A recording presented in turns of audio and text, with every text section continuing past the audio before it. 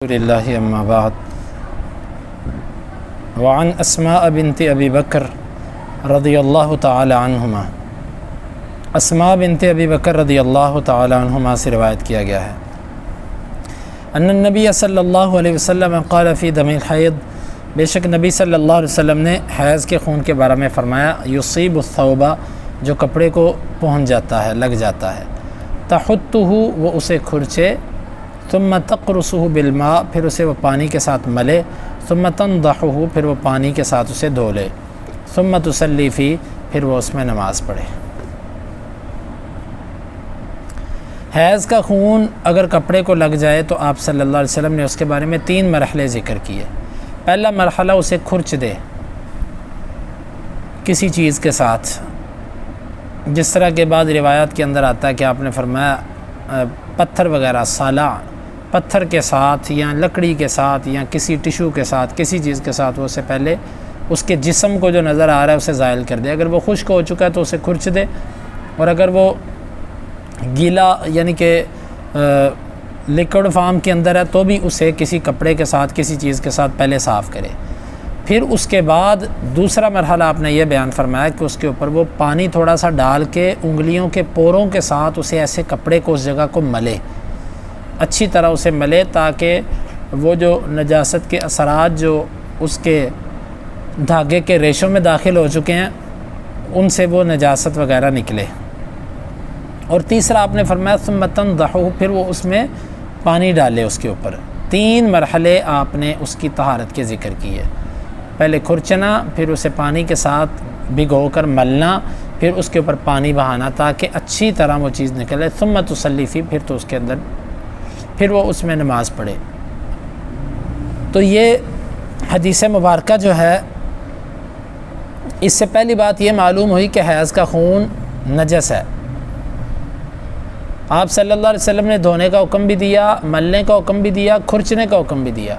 اور اب آپ اس کے ساتھ مادہ منویہ کو ملا کر دیکھ لیں جو پیچھے حدیث گزری ہے، اس میں آپ نے صرف کھرچنے کا اس جرم کو زائل کرنے کے لیے تو کہا ہے، لیکن کہیں بھی اس کو دھونے کے لیے آپ نے امر کا صیغہ استعمال نہیں کیا۔ یہیں سے اہل علم نے استدلال کیا کہ یہ جو ہے نجس نہیں ہے، کیونکہ آپ نے اس کے لیے یہ احکامات اس طرح جاری نہیں کیے جس طرح آپ نے حیض کے خون کے بارے میں فرمایا۔ دوسری بات یہ معلوم ہوئی کہ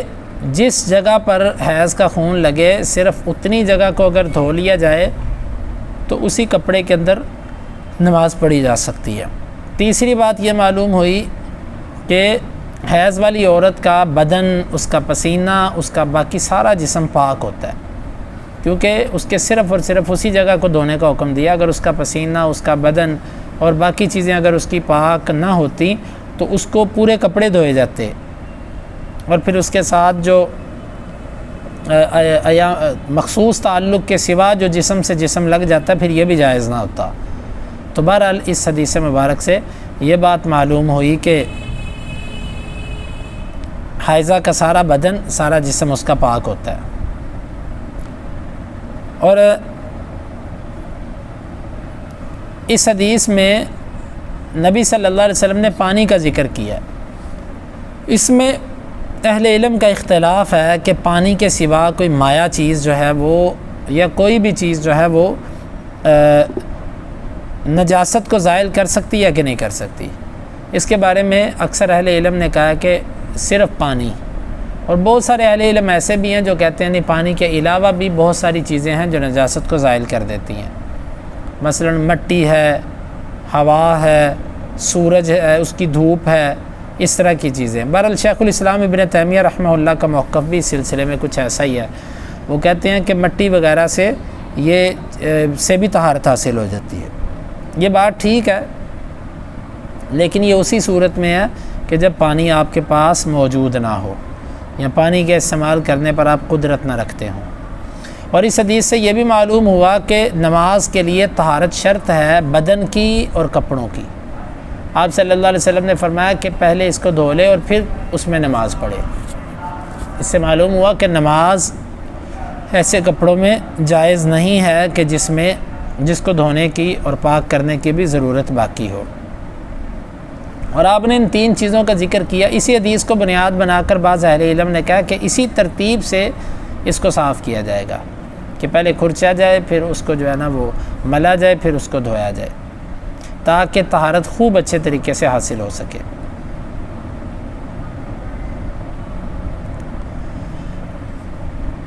وعن ابی ہریرہ رضی اللہ تعالی عنہ قال، ابو ہریرہ رضی اللہ عنہ سے روایت کیا گیا ہے، وہ کہتے ہیں قالت خولۃ، خولہ کہتی ہیں یا رسول اللہ،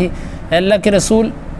صلی اللہ علیہ وسلم، فإن لم يذهب الدم، اگر خون نہ جائے، قال آپ نے فرمایا یکفیک الماء، تجھے پانی کافی ہے، ولا یضرک اثرہ، اور تجھے اس کا اثر نقصان نہیں دے گا۔ اس حدیث مبارکہ کا مطلب یہ ہے کہ اللہ کے رسول اگر ہم کپڑے کو دھوتے ہیں جہاں پر حیض کا خون لگا ہے، دھونے کے بعد بھی اگر اس کے سرخی پن، اس کا رنگ باقی ہے تو ہم کیا کریں؟ تو آپ صلی اللہ علیہ وسلم نے فرمایا کہ جب تو نے پانی استعمال کر لیا تو تجھے پانی کا استعمال کافی ہے، اگر اس کا اثر سے مراد رنگ ہے، جس طرح کہ ہم نے پہلے عرض کر دی تھی کہ نجاست کے لیے رنگ اگر زائل نہ ہو، جسم ختم ہو جائے، بو ختم ہو جائے تو کافی ہوتا ہے، رنگ کو ختم کرنا ضروری نہیں ہے۔ تو اس حدیث مبارکہ سے یہی معلوم ہوا کہ اللہ کے نبی صلی اللہ علیہ وسلم نے رنگ کی پرواہ نہیں کی، رنگ اگر کپڑے پر لگا رہ جائے تو اس کی کوئی ایسا مسئلہ نہیں ہوتا، پانی استعمال کرنا اس کے لیے لازم ہوتا ہے۔ باقی اس کے مزید تفصیلی احکامات جو ہیں نا وہ اسی کتاب و طہارت کے آخر پر مستقل باب اس پر ابن حجر رحمہ اللہ قائم کریں گے، وہاں پر انشاءاللہ ہم ان عورتوں کے جو مسائل ہیں ان چیزوں کے اوپر وہاں پر گفتگو کریں گے۔ یہاں پر تو ابن حجر رحمہ اللہ کی مراد یہ تھی کہ وہ بیان کرنا چاہتے تھے نجس چیزیں، تو وہ چند چیزوں کو انہوں نے بیان کیا، پوری چیزوں کو انہوں نے احاطہ بھی ان کا نہیں کیا۔ تو یہ ہے حدیث مبارکہ۔ اللہ تعالی ہمیں سمجھنے کی اور عمل کی توفیق عطا فرمائے۔